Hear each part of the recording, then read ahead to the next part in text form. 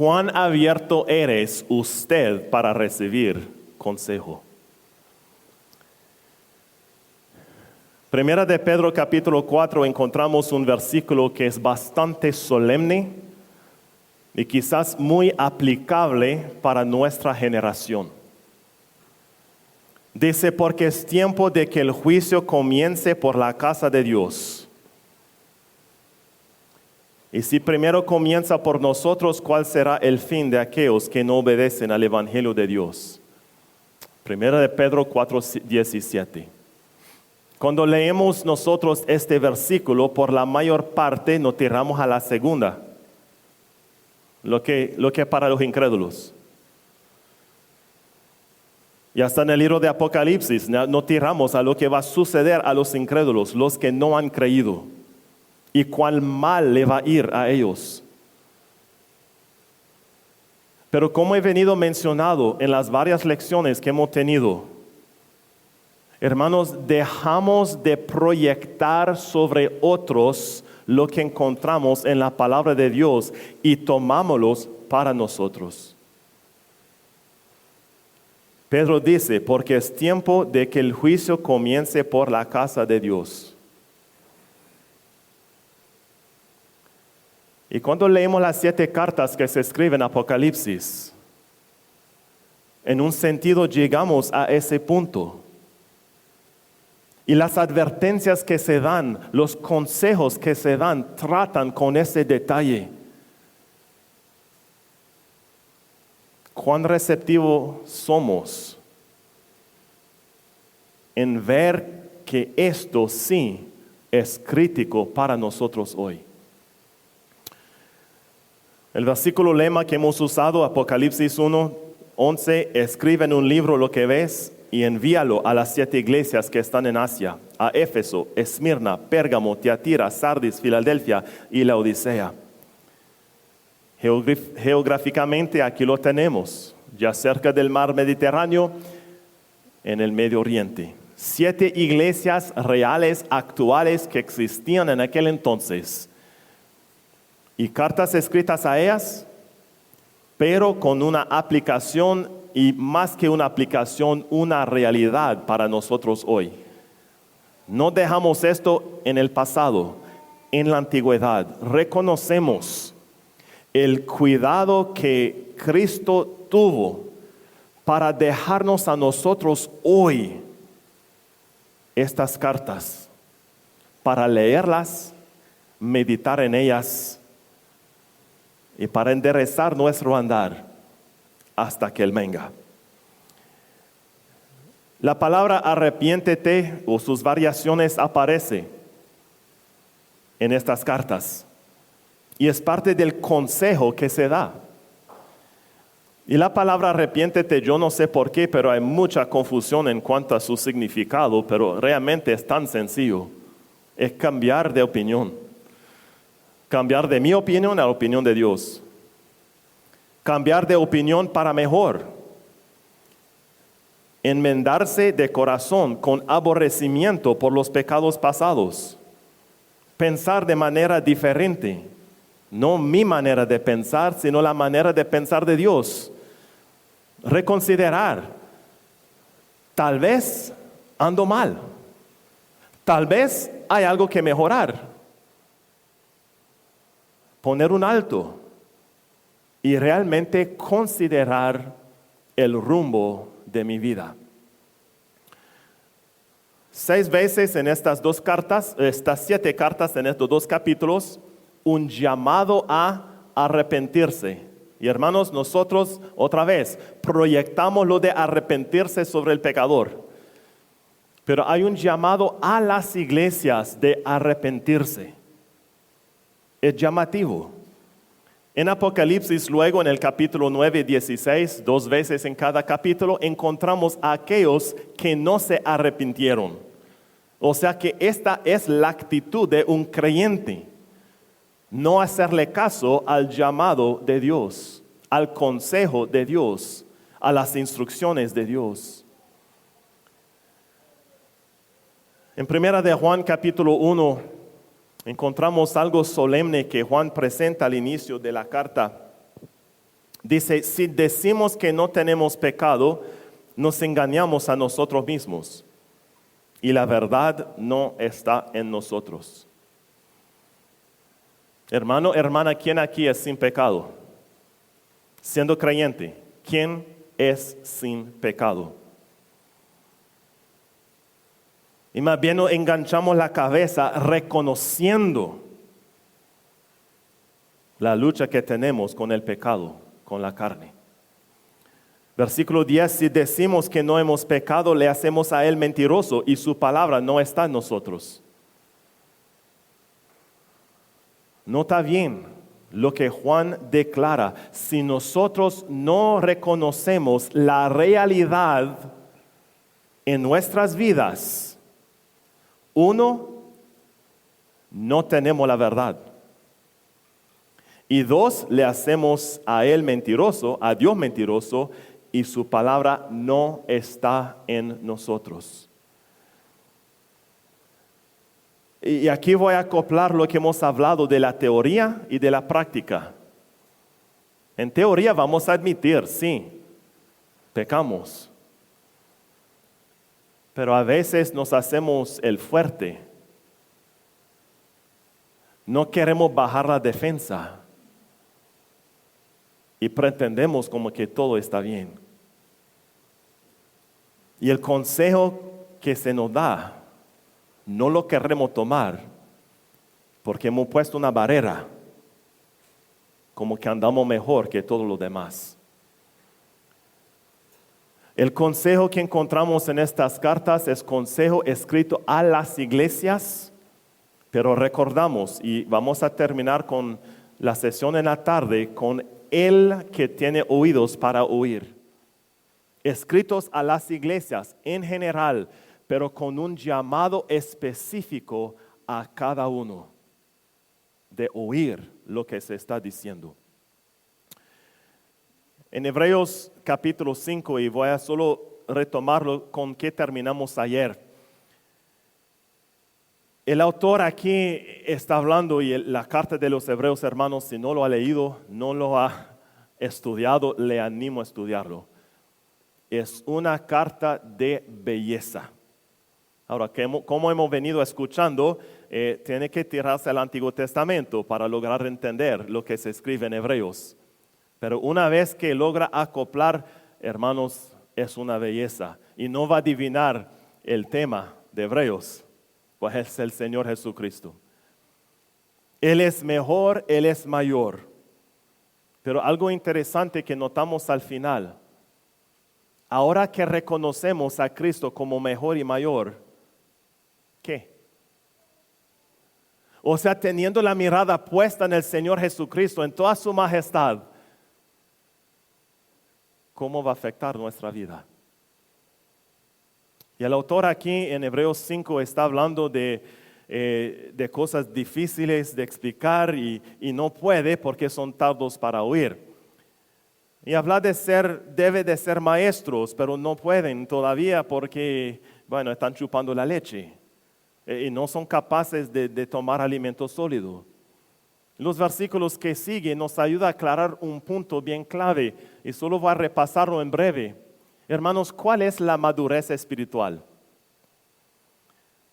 ¿El conocimiento? Y a veces quedamos en esto que somos los más hábiles para memorizar versículos, para escribir lo que es la doctrina, los temas ya lo manejamos todo y si nos dieron un examen, salimos con 100. Esta es la madurez espiritual. Hermanos, no nos equivocamos. El conocimiento bíblico no indica madurez espiritual. Recordamos que este conocimiento más bien nos infla la cabeza y nos rinde inútiles para el Señor. La madurez espiritual es con lo que conocemos y entendemos discernir entre el bien y el mal y acoplarnos al bien y dejar el mal. Esta es la madurez espiritual. No nos equivoquemos pensando que el conocimiento o hasta el tiempo en el Señor nos ha hecho ya maduros. Es la aplicación de las Escrituras a nuestras vidas cotidianas que indica la madurez. Ahora, en capítulo 6 de Hebreos, el 1 y el 2, encontramos aquí lo que son los rudimentos de la doctrina de Cristo, o sea, lo básico. Esto es lo mínimo en cuanto a lo que es la doctrina de Cristo. Y son 6 puntos que el autor repasa. El arrepentimiento de obras muertas, la fe en Dios, la doctrina de bautismos, la imposición de manos, la resurrección de los muertos y el juicio eterno. 6 cosas que si usted se fija, y le animo a repasarlo, todo se relaciona a Cristo. Y hermanos, esto no es para que cuando le dan un examen, va a decir aquí están los 6 puntos. No es cosa de examen. No es cosa de listar lo que son. Es asunto de entender realmente a lo que se refiere. Y a veces nosotros queremos tirarnos a cosas más allá sin entender realmente lo que significan estos detalles. Estos puntos que el autor llama como rudimentos, como lo más básico para el creyente. O sea que al creer, este es lo primero que necesitamos captar y entender. Y si alguien le preguntara a usted sobre el arrepentimiento de obras muertas, ¿cómo contestaría? ¿Qué hablaría? ¿Qué diría? Igual con cada uno de estos puntos. ¿Pudiera usted con la palabra de Dios dar una explicación clara, concisa y correcta de lo que son estos detalles? Entonces le dejo con esto para pensarlo, porque a veces queremos tirarnos a cosas más allá sin entender la base, y si no entendemos bien la base, hermanos, todo lo demás que levantamos va a andar jalado y distorsionado. Y lastimosamente en el mundo religioso hay muchos problemas por esta causa, que esto no se entiende. Entonces vamos a regresar a las cartas escritas a las iglesias, y pensando en los consejos vamos a notar cosas de advertencia, pero a la vez quiero sembrarle unos puntos de ánimo. Porque realmente cuando leemos estas cartas, aunque tocan cosas duras, y en hebreo también, así lo dice el autor, mire, le estoy hablando de esa manera, pero tengo buena esperanza para ustedes. Y aquí el autor, el Señor Jesucristo, igual habla algo duro a las asambleas, pero con esa esperanza de algo mejor para ellos. Y la palabra de Dios así es. Hay pasajes, como hemos estado escuchando, pasajes que nos levantan el ánimo, pero pasajes también que nos llaman la atención. Pero todo nos lleva a un solo punto. Y qué precioso cuando lo reconocemos. Entonces, en Éfeso, y aquí le voy a tirar lo que es la lista, recuerda de dónde has caído. Arrepiéntete, haz las primeras obras. Y aquí la advertencia, pues si no. Y es el llamado que tenemos de parte del Señor. Él nos está hablando por medio de su palabra y nos corresponde responder, reaccionar. Y si no, cuidado. Entonces, en Éfeso, ¿qué encontramos? Encontramos ese detalle. Habla del primer amor y habla de las primeras obras. Y aquí es algo interesante, si quiere hacer un pequeño bosquejo, repasar ese tema de los primeros. El primer amor, el amor hacia Cristo al ser salvo, el amor hacia los hermanos ya nuevos nacidos, las primeras obras que quizás con ganas nos tiramos para servir, la primera fe al creer en el Señor Jesucristo y también el primer gozo. Y aquí notamos, ahí no se menciona primer en Salmo 51, ¿verdad? Pero David dice, vuélveme el gozo de tu salvación. Como que ese primer gozo que tuve, ya lo quiero de nuevo. Y hermanos, estos puntos son claves. Ayer estaba hablando de hacer un reseteo. de regresar a los primeros principios. Y a veces necesitamos hacerlo, poner un alto en nuestra vida y recapacitar. Hace unos años estaba dando un mensaje sobre ese tema en una asamblea y después del culto la hermana se me acerca y me dice, mira hermano, pero me siento muy golpeada, pero muy golpeada. Uy. Pero pues dice, pero estoy muy alegre. Hermanos, cuando tomamos la palabra de Dios en mano, no es para golpear. La verdad golpea, pero como predicador no nos corresponde andar golpeando. Cuidado. Cuando hablamos la verdad, el Espíritu Santo lo usa para golpear, pero por su cuenta, no la mía, no la tuya. Y a la vez, cuando es del Espíritu Santo el golpecito, nos alegra. Cuando oímos su voz, nos alegra porque miramos una oportunidad para enderezar nuestro andar. Y así va acoplado. Vamos a Esmirna. A Esmirna dice de no temas en lo que vas a padecer. O sea, vienen dificultades, alístense, pero no teman. ¿Verdad? De ahí habla que unos van a ser echados en la cárcel, tribulación de 10 días, ser fiel. Y nota lo que encontramos en Éxodo 20:20. Porque nos lleva a una situación, una ocasión, Jehová tomando a la nación de Israel, sacándolo de Egipto, y nota lo que se dice, estando en el monte, en Éxodo 20. Moisés respondió al pueblo, porque ellos andaban asustados por la presencia de Jehová que estaba ahí. Dice, no temáis, porque para probaros vino Dios, y para que su temor esté delante de vosotros, para que no pequéis. Y me hace pensar, nosotros a veces pensando en las pruebas nos enojamos, nos frustramos, nos disgustamos. Pero qué interesante notar un cuadro tan precioso. Dios los llevó aquí para probaros. ¿Con qué fin? 1, para que tengan temor de Jehová. El libro de Proverbios, un buen libro donde iniciar si quiere ver lo del temor de Jehová. Es darle a él toda la razón. ¿Será que la nación de Israel aprendió la lección? Uy, ¿qué va a hacer? ¿Y nosotros estamos aprendiendo la lección? Ojalá que sí. No somos tan diferentes que la nación de Israel, acuérdese. A veces lo culpamos a ellos, pero recuerde, son ejemplos para nosotros, un espejo para nosotros. Y en Hebreos dice, no endurezcáis vuestro corazón como aquellos.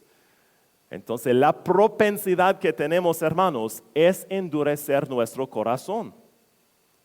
Por eso le pregunté, si eres dispuestos, abiertos a recibir consejo. Si no, tiene un corazón duro.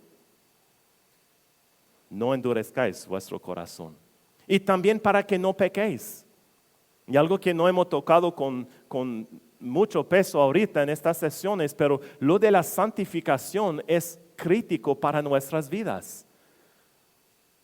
Y la razón por qué Jehová estaba probando a la nación era para que reconocieran lo que es el pecado y las consecuencias de estos pecados, para alejarse de ellos. Y qué bonito leer de Jehová que tiene ese cuidado de probarnos. Y nota bien, ¿para qué? Es para nuestro bien, hermanos. Es para nuestro bien. En Santiago 1:3 encontramos sabiendo que la prueba de vuestra fe produce paciencia, o sea, resistencia. Y resistencia es lo que necesitamos para esta vida. Ya el correr no es fácil. A mí no me gusta correr larga distancia. Dame unos 100 metros, estoy bien. Pero más de esto, no me gusta. O sea que resistencia para correr larga distancia yo no la tengo.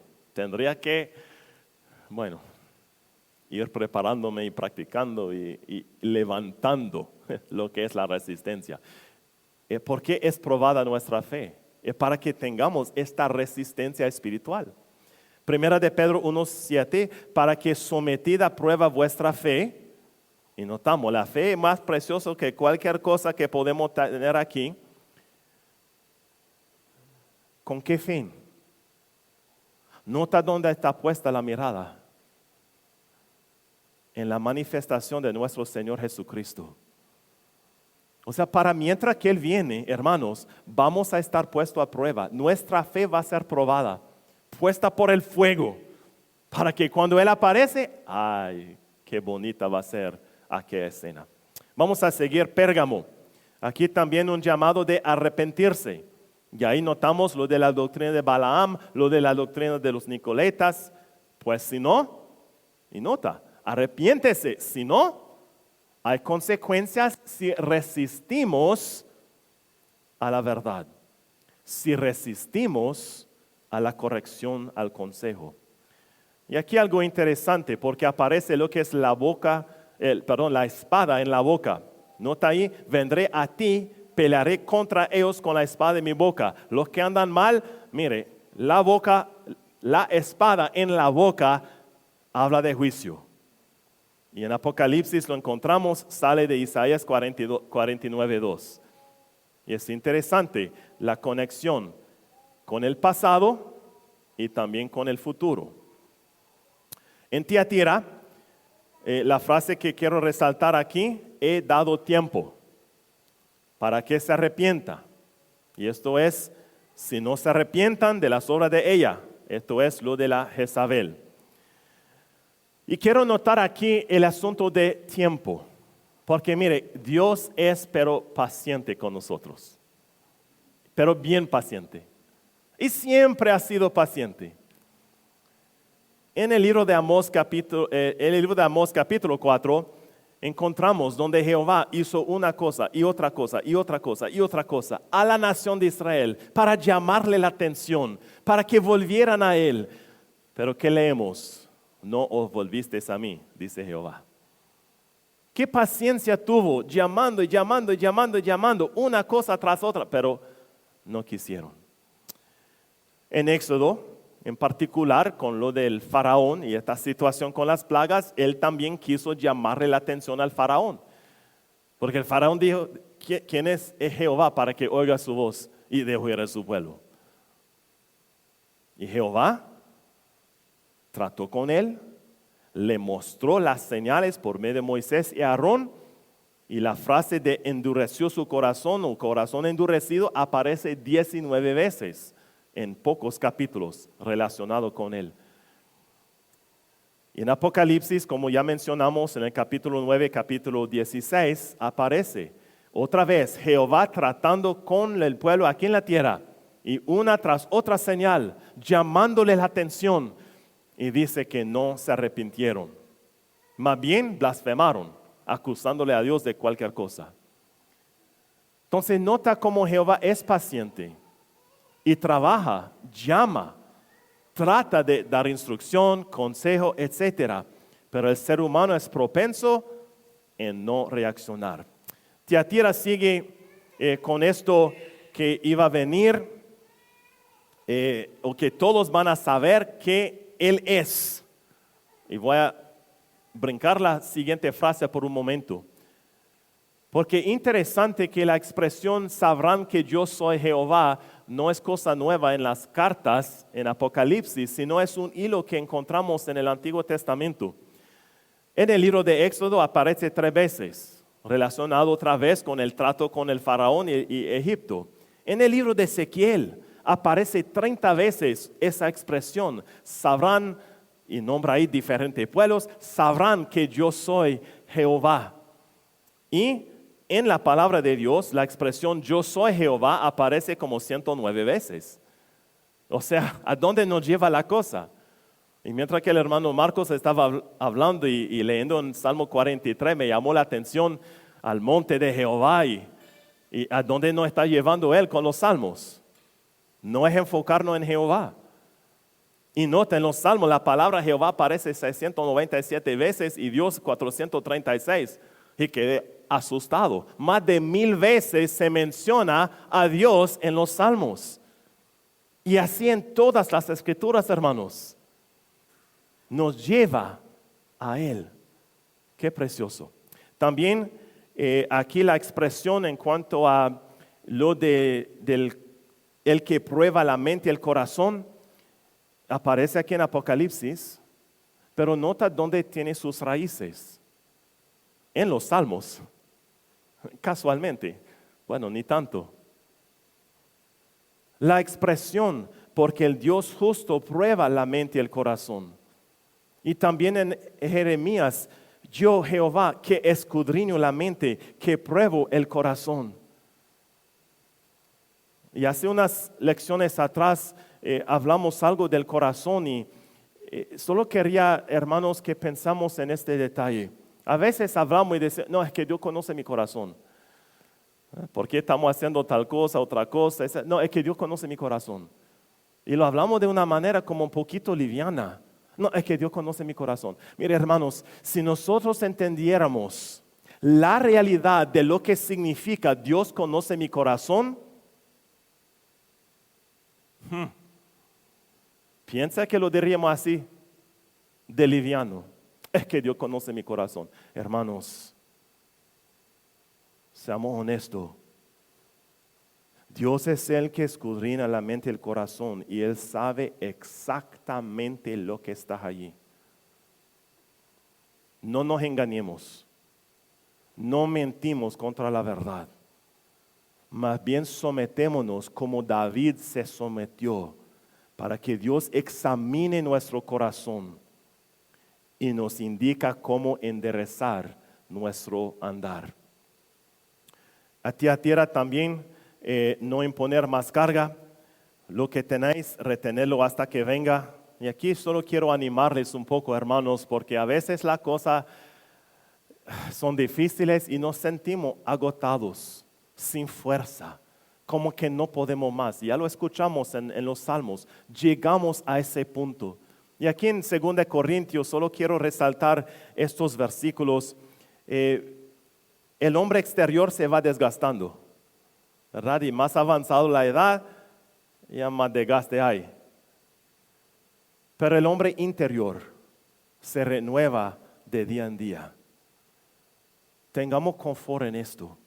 También habla que esta leve tribulación, y a veces la miramos como exagerada, pero mirámoslo, una leve tribulación momentánea, es un instante, con el enfoque puesto ¿dónde? Eterno peso de gloria. Aprendemos a ajustar nuestra mirada para que los golpes de la vida no nos destruyan, no nos mate. Y también no mirando las cosas que se ven, sino mirando los que no se ven. No enfocado en lo temporal, sino las cosas eternas. Y en momentos difíciles, realmente es donde tenemos que llevar la mirada para reanimarnos y retomar el rumbo. En Sardis encontramos sé vigilante, afirma las cosas que están por morir. Y aquí me hizo pensar en Isaías 42 y el Señor en Mateo 12 que habla, no quebrará la caña cascada ni apagará el pábilo que humeare. Y me acuerdo cuando salíamos al camping, ¿cómo se llama? Y ahí con solo un fuego de leña y ya había llovido un montonón y ahí tratando de encender el fuego y cuando salió la primera llamita de fuego, cómo la cuidaba, ¿verdad? Para asegurar que no se apagara y ahí al suave alimentando para que al final saliera la llama y el calor del fuego. Y a veces llegamos a ese punto, hermanos, y tengamos el cuidado que cuando hay nada más que una llamita, una chispita, que no estamos apagándola, ni en nosotros mismos, ni en los que nos rodean. Tengamos ese cuidado de fomentar el crecimiento para que la llama se enciende y produce su calor. Y también a Timoteo, Pablo le tuvo que decir, y parece que Timoteo quizás en la segunda carta ya había tenido un pequeño bajón, ¿verdad? A veces pensamos en Timoteo como ya un hombre que adelante, para arriba, pero parece que tuvo un bajoncito, quizás un desánimo. Y Pablo le dice, por lo cual te aconsejo que avives el fuego del don de Dios que está en ti. Avives, hágalo hervir otra vez. ¿Para qué? Para el bienestar de los hermanos que te rodean. No me voy a desviar a los dones espirituales, pero es precioso pensar en el propósito de los dones espirituales. No es para uno mismo, es para los demás. Para los demás. Y hasta que venga el Señor Jesucristo. Qué bonito el estudio. Vamos a Filadelfia. Has guardado la palabra de mi paciencia, yo te guardaré. Y también he aquí vengo pronto, retén lo que tienes. Y en 2 Corintios 4:1 encontramos esto. Por lo cual, teniendo nosotros este ministerio según la misericordia que hemos recibido, no desmayemos. Desmayamos. Hermanos, no nos desmayamos. Y cuando vamos a Gálatas 6:9, no nos cansemos, pues, de hacer bien, porque a su tiempo cegaremos si no desmayamos. La obra del Señor es agotadora, hermanos. En lo económico, en lo social, en lo emocional, en lo espiritual, es agotador. Pero qué maravilla es cuando reconocemos esto en Isaías 40:31. En estas últimas semanas, varios hermanos me han recordado de este versículo. Y es tan cierto. Uno se siente pero topado, físicamente ya incapaz. Hasta mentalmente incapaz, pero nota, pero los que esperan a Jehová tendrán nuevas fuerzas, levantarán alas como las águilas, correrán y no se cansarán, caminarán y no se fatigarán. Qué bella promesa de parte del Señor Jesucristo, de parte de Jehová en cuanto a los suyos. A la Odisea vamos ahora, aquí el consejo es que van a comprar. Todo lo que tenía no le servía. Y es el ánimo de comprar cosas nuevas, cosas duraderas, cosas de sustancia. Nota bien, ¿para qué? ¿Para qué? ¿Para qué? Hay un propósito. Y si tiene tiempo o quiere un estudio, busca la expresión ¿para qué? En las Escrituras. El propósito de los asuntos. ¿Por qué Dios hace lo que Él hace? Y es fascinante. Y llega al punto que es para nuestro bien. Lo que Él hace en nosotros es para nuestro bien. Entonces, en el libro de Ageo encontramos algo bien interesante, porque estaban experimentando quizás lo mismo. No le iba bien. Pero Jehová dice, meditad sobre vuestros caminos. Meditad sobre vuestros caminos. Algo parecido que encontramos en las cartas escritas a las iglesias. Esto a la nación de Israel. Y voy a retomar esto en un momentito. La Odisea también dice, yo reprendo y castigo a todos los que amo. Y el llamado a arrepentirse. Y nota aquí en Hebreos capítulo 12, es un pasaje pero bien precioso. Sale del capítulo 11 de lo que son los de la fe. Ejemplos claros, bonitos, distintos, que vale la pena estudiar y entender. Vamos al capítulo 12 con la mirada puesta en el Señor Jesucristo. Y luego llega ese detalle, que como un padre a sus hijos, el Padre Celestial nos disciplina. Y nota el por qué lo hace. No habéis resistido hasta la sangre. Resistir, el perseverar, la resistencia espiritual se está formando todavía. Combatiendo contra el pecado. Nota lo que hemos visto en los otros pasajes. Y Él nos anima de no menospreciar la disciplina. Ahora, un asunto rapidito con la disciplina. A veces pensamos que la disciplina tiene que ver con Es ahí donde empieza la disciplina, hermanos. No es ahí que empieza la disciplina. A veces nos hacemos los perezosos como padres en la disciplina de nuestros hijos. Y aquí me puedo desviar por horas.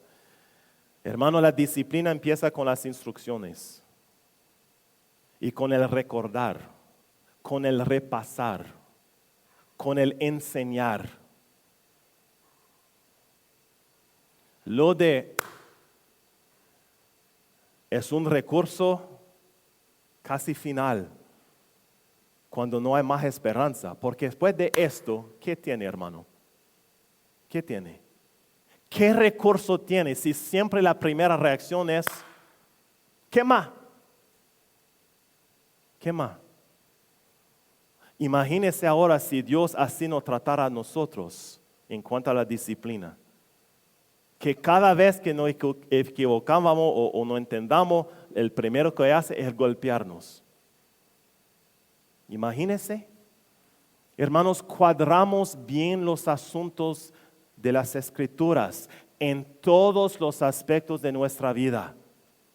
La disciplina tiene propósito de corrección para mejoras, para que vaya bien la cosa, no para destruir y desanimar. Bueno, ya me desvié un poquito, ya regreso.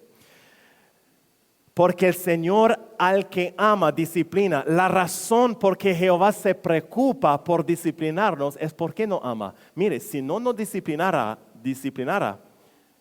hay que preocuparse.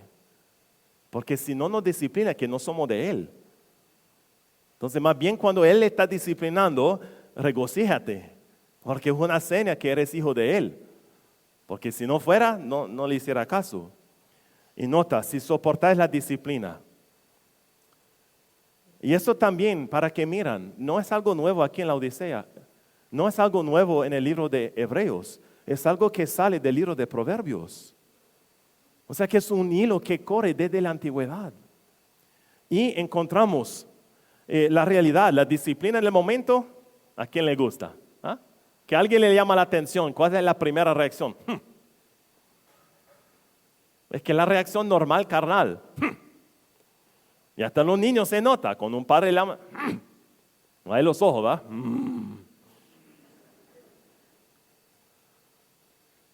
Pero cuando maduramos, reconocemos que la disciplina es para nuestro bien. Da fruto apacible de justicia. Yo me acuerdo de nuestra hija mayor cuando estaba ya más pequeña, ya creciendo y quizás llamábamos la atención y así se frustraba y se iba a su cuarto. Y al ratito salía. Disculpe, papá, tenía toda razón. En el momento no le gustó a ella, pero al reflexionar, nota lo que dio, fruto apacible de justicia. Y hermanos, con nosotros igual, ya siendo adultos en el Señor, que nos llaman la atención, no vamos a quizás enojar y frustrar, pero vayamos al cuarto, pensámoslo, recapacitamos, hacemos un reseteo y quizás notamos, sí hay algo bueno ahí para mí, ¿verdad? Bueno, vamos a seguir, porque no, el reloj ya corrió. Quizás voy a dejar para la otra sesión. A ver, el recordar. ¿Cuántas veces necesita escuchar algo para que ya le penetra y le queda bien grabado? Con una pasada, 2, 3, 4, ya sabe cómo somos, ¿verdad? Pablo, escribiendo, y debe ser Filipenses, no Filemón, dice, a mí no me es molesto el escribiros las mismas cosas, y para vosotros es seguro. No me molesta escribirlo lo mismo y lo mismo y lo mismo y lo mismo. ¿Por qué? Porque es necesario. Hermanos, somos olvidadizos. Algo nos llega hoy y ya mañana nos olvidamos. Necesitamos ser recordados. Y aquí también Pedro dice, amados, esta es la segunda carta que os escribo. Es la segunda vez que le escribo. Y en ambas Despierto con exhortación vuestro limpio entendimiento. O sea que le escribí una vez sobre ese tema, pero ya le voy a escribir otra vez sobre el mismo tema. ¿Por qué? Porque quizás después de la primera no se acordaron, no le quedó grabado. Y ya con la segunda, y hasta Pedro sigue enfatizando, para que tengáis memoria de las palabras que antes fueron dichas por los santos profetas, por el mandamiento del Señor, por los apóstoles. Tengáis memoria. Y Judas también habla algo bien parecido. Dice, pero vosotros, amados, tened memoria de las palabras que antes fueron dichas por los apóstoles. La memoria, recordar que lo que escuchamos de la palabra, lo que leemos, lo que meditamos, lo que nos llega en el momento, que no nos dejamos ir, que lo guardamos, lo retengamos, es para nuestro bien. También en Hebreos 5, los versículos que miramos, él dice, os vuelva a enseñar cuáles son los primeros rudimentos. Y a lo básico, volvemos a repasarlo. ¿Por qué? Porque se nos olvida. Y qué bonito la precaución y el cariño que tuvieron estos autores para volver a repetir la cosa. Bueno, hermano, le voy a robar unos minutitos más aquí y vamos a terminar la sesión. La reacción con el consejo. Hermanos, cuando recibimos el consejo, ¿cómo reaccionamos?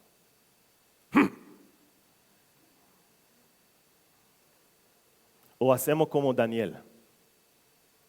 Daniel, un hombre justo, un hombre ejemplar, un hombre digno de ser imitado por su perspectiva de Jehová y el andar en el temor de Jehová. Daniel habla así, reconociendo el asunto del pueblo y dice, hemos pecado. Versículo 7, tuya es, Señor, la justicia.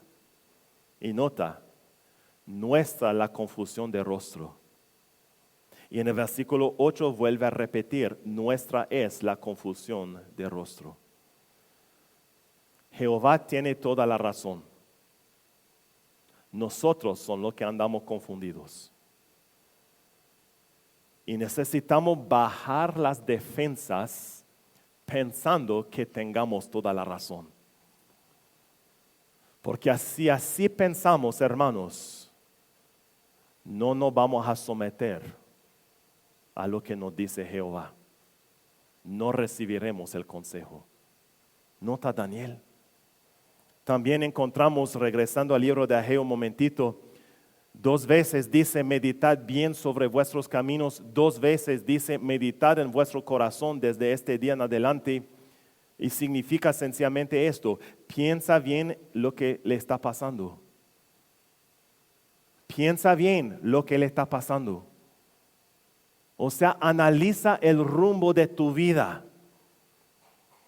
Y el llamado es volver a los primeros principios. En el libro de Ageo, se acopla con Esdras y Nehemías. Habían llegado a la nación, a la tierra, para levantar el templo. Ya habían empezado, pero por varias razones habían dejado. Y ahí se fueron haciendo sus vidas, viviendo sus vidas, y el templo quedó incumplido. Y Jehová aquí les llama la atención y le dice, ¿qué pasó? Vinieron a hacer el templo, levantar el templo y mire, no se ha terminado aún. Y ustedes viviendo todo tranquilo. Pero al final nota la promesa. Porque reaccionaron bien aquí y volvieron a retomar la obra, a levantar el templo. Y mire, la gloria postrera de esta casa será mayor que la primera. Hermanos, quizás nosotros nos hemos deslizado un poco en nuestro andar. Ya no hemos despistado. Y el ánimo, el consejo que nos da el Señor es arrepentirnos, cambiar nuestra forma de pensar y ver las cosas, enderezar el andar, regresar a los primeros principios para otra vez levantar bien la cosa. Los consejos nos llevan a Cristo. Él los da y nos ayuda a pensar en Él. Y terminamos con lo de Job. Yo no sé si usted ha leído el libro de Job.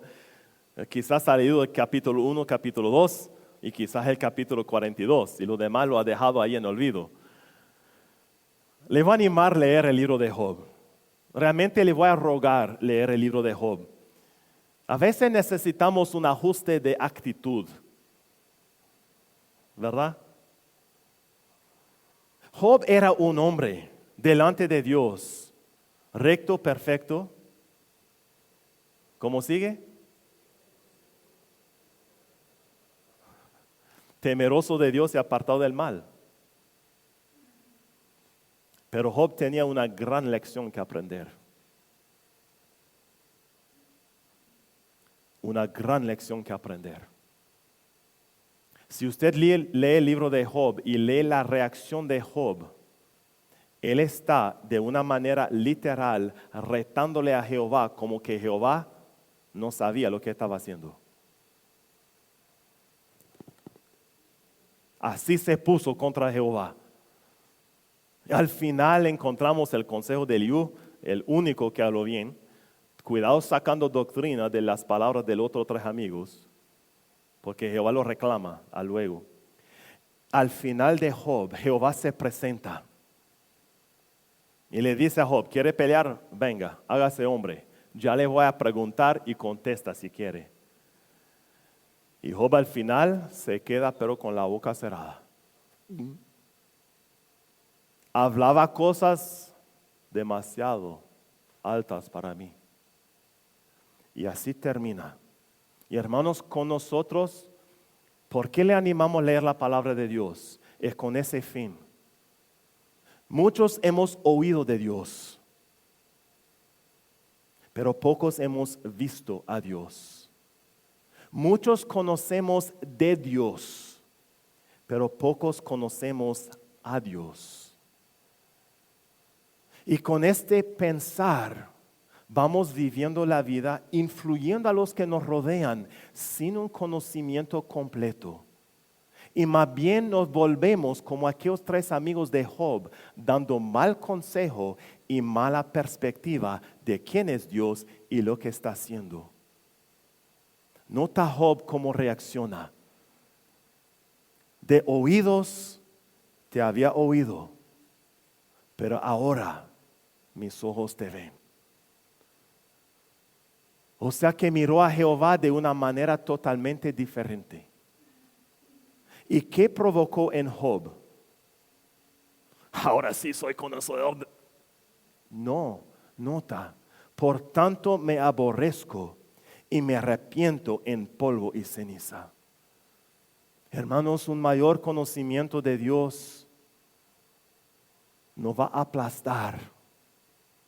Porque vamos a reconocer realmente cuán soberano y maravilloso es. Y quizás las palabras de Juan el Bautista se acoplan aquí. Pensando en Jesús, Él siendo el mayor de los profetas, Él quien vino literalmente antes que viniera Cristo para preparar el camino. Y cuando Él mira el día acercándose, Él mira a Cristo ya entre ellos, dice, es necesario que yo mengüe y que Él crezca. Y hermanos, más nos dirigimos a Cristo, vamos a disminuir. Y vamos a acoplarnos a Gálatas 2:20, reconociendo que muerto en Cristo, ahora no vivo yo, sino Él vive en mí. Y mi vida va a ser una reflexión de la persona de Cristo, porque Él es Él que se está manifestando. Pero si mi cabeza anda inflada, si ando con la nariz para arriba, el pecho para afuera, si ando con orgullo, prepotencia, ¿dónde está el Señor Jesucristo? Hermanos, no está ahí. Hacemos caso a ese consejo, buscando arrepentirnos y ver bien las cosas desde la perspectiva de Dios, para que de hoy en adelante nos encaminemos bajo la voluntad de Él, haciendo lo que a Él le agrada y así ser para los que nos rodean lo más útil que podemos ser en las manos del alfarero. Gracias, hermanos, por su paciencia, y con esto cerramos la sesión.